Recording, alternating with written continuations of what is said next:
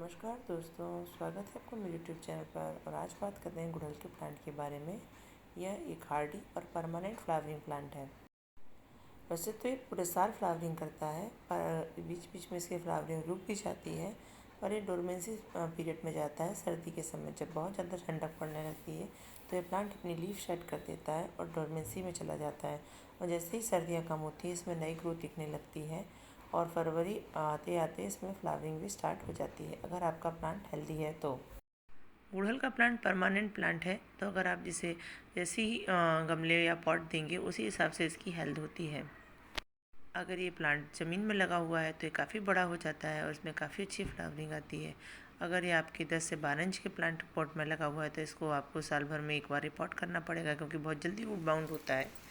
और इसकी आपको हर बार साल भर में एक बार रिपोर्टिंग करनी पड़ेगी, इसकी रूट प्रोन करनी पड़ेगी अगर आपका ये छोटे प्लांटर में लगा है। और अगर ये आपका 25 से 30 इंच के प्लांटर में लगा हुआ है तब आपको 2 साल में इसकी एक बार प्रोनिंग करनी पड़ेगी और प्लांट आपका काफ़ी बड़ा और हेल्दी होगा। आप देख सकते हैं मेरा प्लांट 25 से 30 इंच के बड़े प्लास्टिक पॉट में लगा हुआ है और काफ़ी हेल्दी है। ये कटिंग से ग्रो किया हुआ प्लांट है मेरा।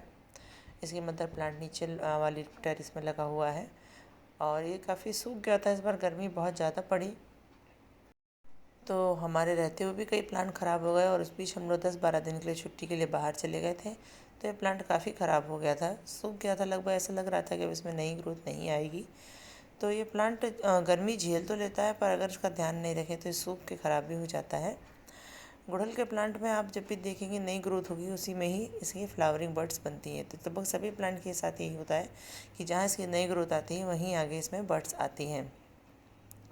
तो ये गर्मी के सीज़न में जून में लगभग हम लोग बाहर गए थे, तब हमारा प्लांट ऐसी कंडीशन में आ गया था। ये देखिए, ये तो जुलाई का टाइम पे है, तब तो इसमें थोड़ी थोड़ी नई ग्रोथ आनी शुरू हो गई थी। इससे पहले 17 जून को जब हम लोग वापस आए थे तब ये प्लांट की स्थिति बहुत ज़्यादा ख़राब हो गई थी और लग रहा था कि लगभग सूख गया है।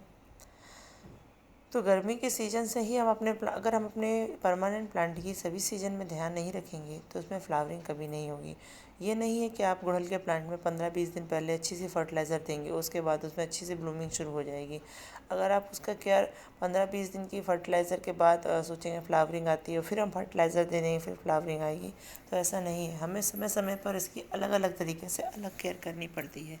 जैसे कि गर्मी के सीज़न में जब गर्मी ज़्यादा बढ़ती है और अगर हमारा प्लांट, वैसे भी गुड़हल का प्लांट पूरे दिन की धूप में रखने के लिए होता है, अगर आप इसे पूरे दिन की धूप में नहीं रखेंगे तो इसमें अच्छी फ्लावरिंग नहीं होती है।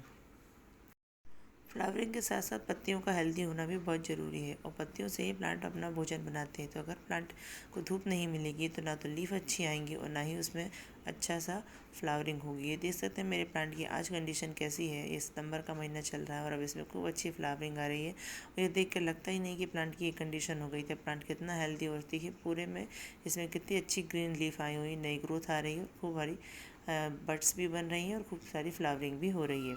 बात करते हैं प्लांट की केयर के बारे में। तो जैसे ही गर्मी का सीज़न शुरू होता है हमें अपने प्लांट की मल्चिंग कर देनी चाहिए। कितना भी हम क्योंकि अगर आपका गुड़हल का प्लांट धूप में रखा हुआ है तो उसकी जो रूट्स हैं वो बर्न हो जाती हैं अंदर ही अंदर और फिर प्लांट धीरे धीरे ख़त्म होने लगता है। जैसे गर्मी में इस बार कई प्लांट सूख गए, उनका मेन कारण यही होता है कि जब आपके प्लांट पॉट में लगा होता है तो हीट के कारण उसकी रूट बर्न होती हैं और फिर धीरे धीरे वो सूख जाता है। तो मैंने इसमें मल्चिंग की थी टर्टल वाइन से। ये प्लांट से मल्चिंग करने का फ़ायदा ये होता है कि ये तो टर्टल वाइन सक्लेंट प्लांट है, उसकी लीफ में भी पानी स्टोर होता है। जब हम किसी प्लांट से अपने बड़े प्लांट की मल्चिंग करते हैं तो एक तो उसकी कवर सॉइल कवर करता है, साथ में उसके प्लांट में जो मॉइस्चर सॉइल से बाहर आता है वो उसको ढक लेता है।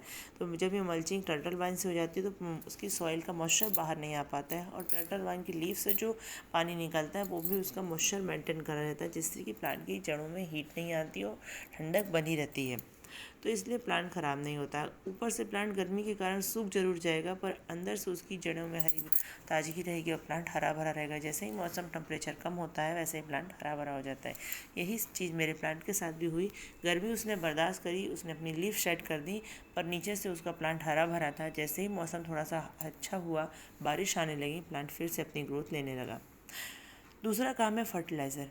तो हिबिस्कस का प्लांट है, इसमें जितनी अच्छी फर्टिलाइज़र ऑर्गेनिक काम करती है उतनी किसी तरह की आप कहेंगे रासायनिक खाद यूज़ नहीं करनी चाहिए, कम ही यूज़ करें, क्योंकि पूरा दिन धूप में जो प्लांट रखा रहता है, अगर आप उसमें किसी तरह की केमिकल फर्टिलाइज़र यूज़ करेंगे तो नुकसान होने की संभावना ज़्यादा हो जाती है।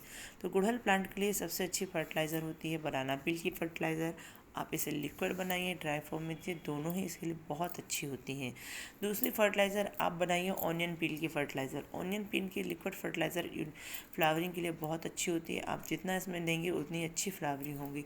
तीसरी फर्टिलाइज़र बर्मी कंपोस्ट। बर्मी कंपोस्ट और गोबर की खाद आपको साल भर में 2 बार देनी होती है। एक बार फरवरी में जब डोरमेंसी से प्लांट बाहर आ रहा होता है, और अब इस नवंबर का महीना है जब प्लांट फिर से अपनी ग्रोथ लेगा और खूब अच्छी फ्लावरिंग देगा, तब आपको गोबर खाद और बर्मी कंपोस्ट देनी है। ये दोनों खाद आप दोनों 6-6 महीने में 2 बार देंगे तो आपका प्लांट बहुत अच्छी फ्लावरिंग करेगा, साल भर हेल्दी रहेगा।